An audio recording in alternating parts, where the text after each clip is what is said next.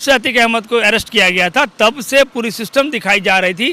पूरे सिक्योरिटी में है अतीक अहमद, वैन से गुजरात से लेकर आया जा रहा साबरमती जेल से, तो उसमें आप फिंगरप्रिंट देंगे, आपका स्कैन होगा तो गेट खुलेगी। तो भाई इतना इजी सिचुएशन कैसे बन गया कि 3 लड़के आए, 3 पिस्टल से धनाधन उस पर गोलियां दागी, 17 गोलियां फायर हुई हैं वहाँ पे, और इस बीच में किसी पुलिस ने रिटेलिएशन में एक फायर नहीं किया। इसका जवाब क्या बाबा देंगे? एक मुसलमान मारा गया, तो आपके हिसाब से क्या उस हिंदू ने मारा? कौन सा हिंदू? तो जय श्री राम के नारे लग रहे थे। नहीं नहीं, वो अपना पीठ बचाने का बहाना है ये सब। कौन सा जय श्री राम का नारा? वो जो लड़का गिरफ्तार हुआ वो जय श्री राम के नारे। नहीं नहीं, वो नारा लगा रहा था इसलिए कि वो बचने का रास्ता ढूंढ रहा है, सुपर हीरो बनना चाहता है देश में ये अपना। उसके बावजूद उसको गोली मारा जाता है। तो राम के किसी चैप्टर में नहीं लिखा हुआ किसी हाथ बंधे इंसान की हत्या कर दी जाए। राम ने भी धर्म युद्ध लड़ा था, राम ने उन अत्याचारियों के खिलाफ लड़ा था जिन लोगों ने समाज में बहुत सारे पाप किए थे। ये कौन लोग हैं जो नारा लगा के गोली मार रहे हैं? ये जिस तरह के नाथुराम गोडसे हैं, ये उस तरह के लोग हैं। ये पुलिस नहीं, पुलिस है।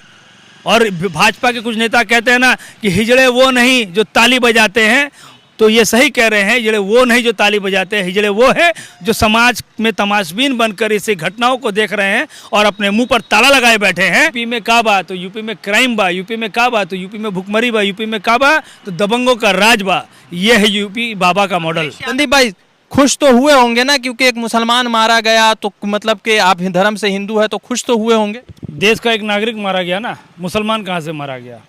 अगर वो गलत है उसको न्यायपालिका सजा देती। वहाँ का हाई कोर्ट था, सुप्रीम कोर्ट थी।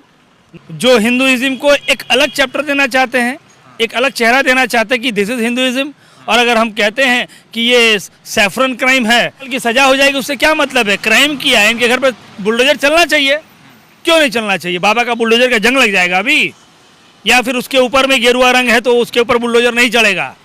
तो मुझे ये जवाब दीजिए। अतीक अहमद नहीं होता, अमित होता तो क्या उस पर गोली चलती? अतीक अहमद को पॉइंट ब्लैंक रेंज से पहले सर पे गोली मारी गई जब वो इंटरव्यू देने के लिए स्टार्ट ही हो रहा था, और बाकी उसके बॉडी में और उसके भाई के बॉडी में जब ताबड़तोड़ गोलियां चली हैं तो किसी पुलिस अधिकारी या किसी कांस्टेबल के हाथ से निकल कैसे गई?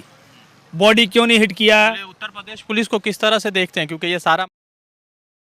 नमस्कार, आदाब, मैं रजा अंसारी। प्रयागराज इलाहाबाद में यानी कि अभी कुछ ही घंटे पहले ये खबर आती है कि अतीक अहमद और उसके भाई अशरफ की इनकाउंटर हो जाती है। पुलिस जो है जांच पड़ताल के बाद उनको मेडिकल कॉलेज की तरफ ले जाती है, और मेडिकल कॉलेज के सामने तीनों लोग आते हैं और पुलिस और मीडिया के सामने दनादन गोलियां चल जाती है। जिस उत्तर प्रदेश की दुहाई बाबा योगी आदित्यनाथ देते हैं कि मिट्टी में मिला देंगे, उसी जगह पर पुलिस के सामने गोली से जो है रौंद दिया जाता है। और अफसोस जनक है कि पुलिस पकड़ती है, किसी तरीके से उस पर उल्टा फायरिंग नहीं होती। हालांकि असद के खिलाफ जब अतीक के बेटे का 13 तारीख को होता है मामला, तो उस पर जो है गोली चलती है, यहां गोली नहीं चलती। और एक और अफसोसजनक बात है कि जिन लोगों ने गोलियां चलाई वो शायद न्यायपालिका में विश्वास नहीं रखते और जय श्री राम के नारे उस वक्त भी लगा रहे थे जब वहां पर गोलियां चलाई गई और उसके बाद जो है गिरफ्तारी हुई। संदीप जी है कांग्रेस से, जुड़ेंगे, बातचीत करेंगे कि क्या कुछ चल रहा है।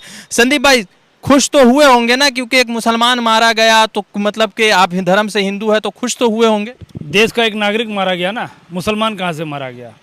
अगर वो गलत है उसको न्यायपालिका सजा देती। वहाँ का हाई कोर्ट था, सुप्रीम कोर्ट थी, न्यायपालिका सजा देती, और न्यायपालिका के ताकत के तहत ही उसको अरेस्ट किया गया था ना। यूपी की पुलिस ने ही उसको अरेस्ट किया था।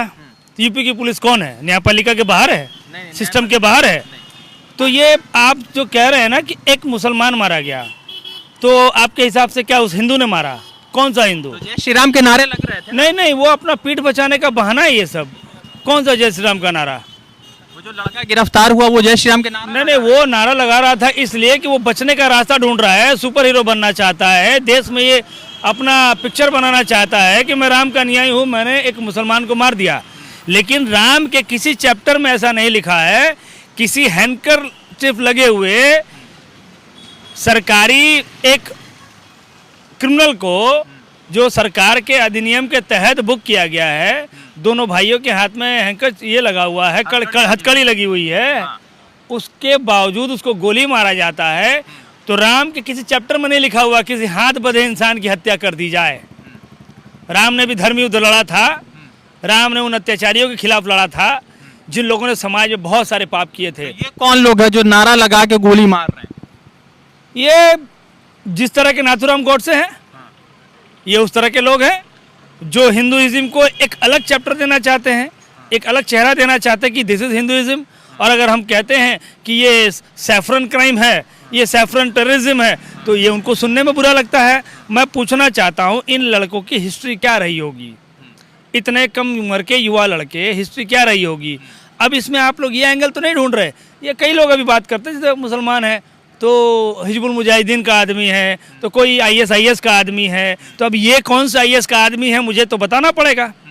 ये मैं चाहूँगा कि जो हिंदूवादी सोच के लोग हैं ये हमें बताएं कि ये जो 3 लड़के हैं ये कौन से उग्रवादी संगठन से जुड़े हुए हैं, क्योंकि जिन पिस्टल से गोलियां चली है वो कोई आम पिस्टल नहीं है। टीवी में हमने जो देखा है, एज पर आवर नॉलेज, वो कम्प्लीटली ऑटोमेटिक पिस्टल है और बहुत महंगी पिस्टल दिखाई दे रही है। तो ऐसे पिस्टल इन युवाओं के पास कैसे आया? कट्टा आता समझ में आता है, यहाँ लोकल कहीं पे मेड से कहीं खरीद लिया, भाई आवेश था अतीक अहमद के खिलाफ, उसके भाई के असद के खिलाफ, उसको गोली मार दी। लेकिन मामला है कि इतने ऑटोमेटेड पिस्टल आए कहाँ से? और जो यूपी सरकार बार बार हुकार भर रही थी, यूपी में बाबा, यूपी में बाबा, तो मैं भी उन महिला की तरह यही सवाल करूंगा, यूपी में काबा तो यूपी में क्राइम बा, यूपी में काबा तो यूपी में भुखमरी बा, यूपी में काबा तो दबंगों का राज बा। ये है यूपी बाबा का मॉडल। यादव ने कहा कि पुलिस के छावनी में जो पुलिस भीड़ लगाती है, उस छावनी में ये कैसे मुमकिन है कि गोलियां दनादिन चला दी जाए? तो न्यायपालिका नहीं है ना, ताला लगा देना चाहिए न्यायपालिका को। आज मैं कांग्रेस पार्टी के लीग से हट के एक भाषा में बात करना चाहूँगा। यहाँ से आपके चैनल के जरिए अखिलेश यादव को भी मैसेज देना चाहूँगा।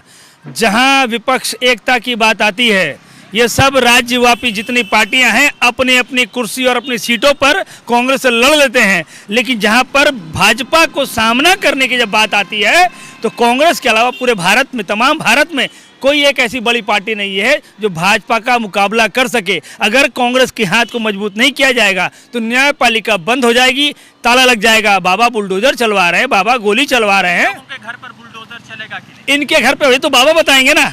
आप जाइए बाबा के पास और बाबा के घर वो तो सजा हो जाएगा, 2 साल का अंदर चले जाएंगे सिद्दीक का पान की तरह। नहीं, ये 2 साल की सजा हो जाएगी, उससे क्या मतलब है? क्राइम किया है, इनके घर पे बुलडोजर चलना चाहिए, क्यों नहीं चलना चाहिए? बाबा का बुलडोजर का जंग लग जाएगा अभी, या फिर उसके ऊपर में गेरुआ रंग है तो उसके ऊपर बुलडोजर नहीं चलेगा? तो मुझे ये जवाब दीजिए भाई। जितनी छोटी पार्टियां हैं ये हुकार भरी भाजपा के खिलाफ नौटंकी करती हैं, इनको हमारे साथ मिलके आना चाहिए, क्योंकि न्यायपालिका को बचाना है। हमारी सीट बचे ना बचे, हमारे पास सत्ता रहे ना रहे, लेकिन न्यायपालिका को बचाने के लिए और देश के युवाओं को, कोई हिंदू हो मुसलमान हो मुझे कोई मतलब नहीं है, देश की युवा कोई भी जाति धर्म से हो, क्राइम और क्रिमिनल की तरफ नहीं जाना चाहिए, चाहे वो किसी तरह का क्राइम हो। अच्छा, एक बात बताइए, उत्तर प्रदेश पुलिस झांसी में असद को पकड़ती है तो दनादन गोलियां चल जाती है, आज तीनों लोग करते हैं तो उनके खिलाफ गोलियां नहीं चलती, उनके क्या बंदूक में जंग लगे हुए हैं? ये सारे प्लान हैं भाई साहब। कुछ दिन पहले जिस तरीके से आपने हत्या देखा, इन लोगों ने मिलकर जिस लड़के की भी हत्या हुई है उसमें उसका वीडियो दिखाया जा रहा था, लोग बम मार रहे थे, गोली मार रहे थे, हत्या किया इन लोगों ने। उसी पैटर्न में अतीक अहमद और उसके भाई की हत्या हुई, खुलेआम पुलिस के सामने हत्या हुई। उस समय तो 2 गनर थे बॉडीगार्ड के तौर पे, पुलिस की सुरक्षा नहीं थी। और जब से अतीक अहमद को अरेस्ट किया गया था तब से पूरी सिस्टम दिखाई जा रही थी, पूरे सिक्योरिटी में है अतीक अहमद।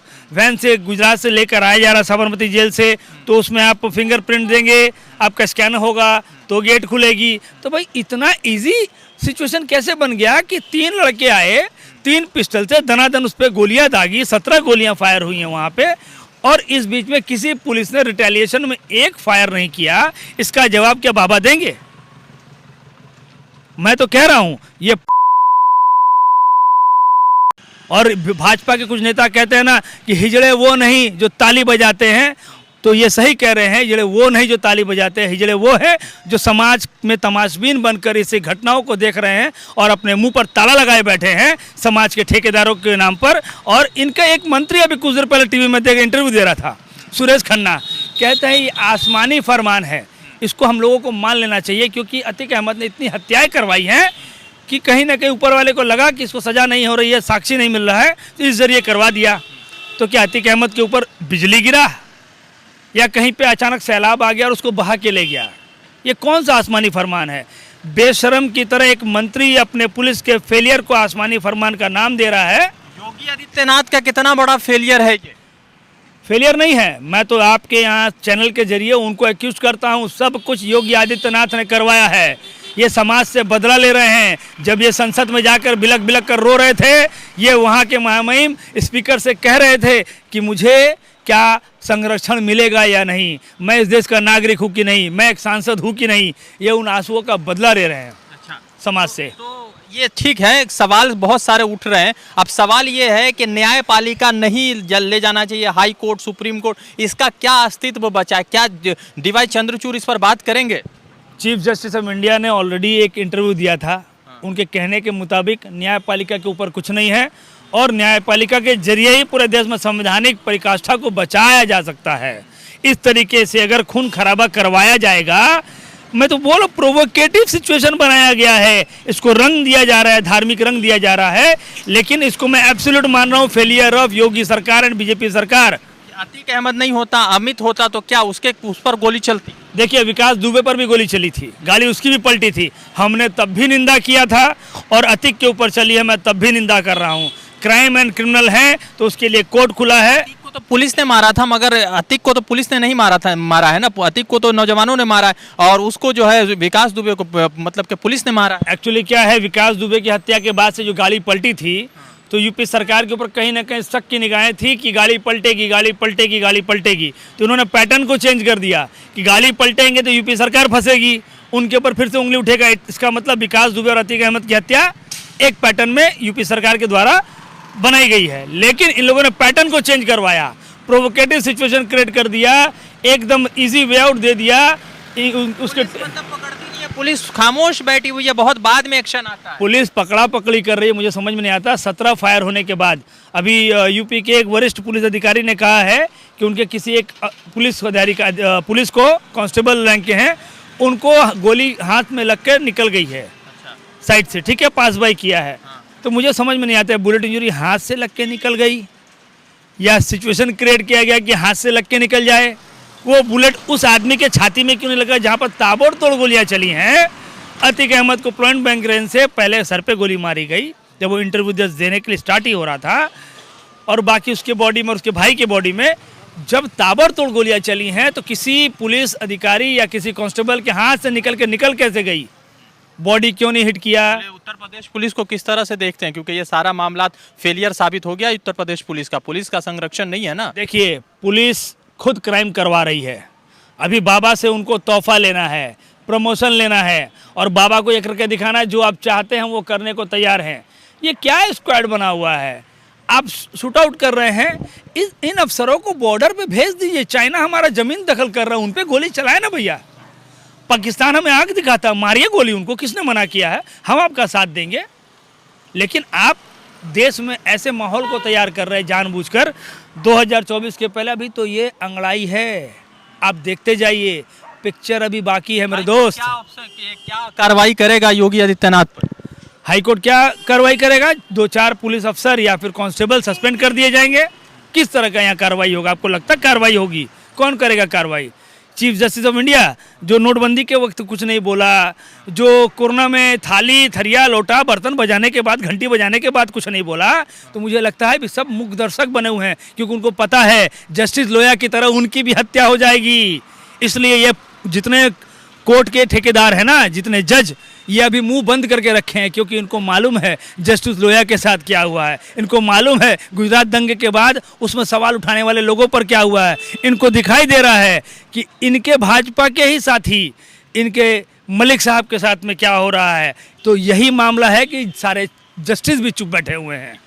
तो जिस तरह से मामला हुआ, जिस तरह से अतीक अशरफ पर गोलियां चल गई धनाधन, मगर अफसोसजनक है 17 राउंड होने के बाद उत्तर प्रदेश पुलिस ने एक राउंड फायर नहीं किया, तो कहीं ना कहीं कई सारे सवाल उठ गए हैं। और जिस तरह से असद का 13 तारीख का मामला घटना हुआ था, 13 अप्रैल का, उस पर भी कई सारे सवाल उठ गए। संदीप जी है, कांग्रेस के वरिष्ठ नेता है यहाँ पश्चिम बंगाल से, उनसे बातचीत हो रही थी, तो ये तमाम है कि कहीं ना कहीं उत्तर प्रदेश पुलिस का बड़ा फेलियर साबित हुआ। रज़ा अंसारी की रिपोर्ट। द इंडियन खबर, सच आपके सामने।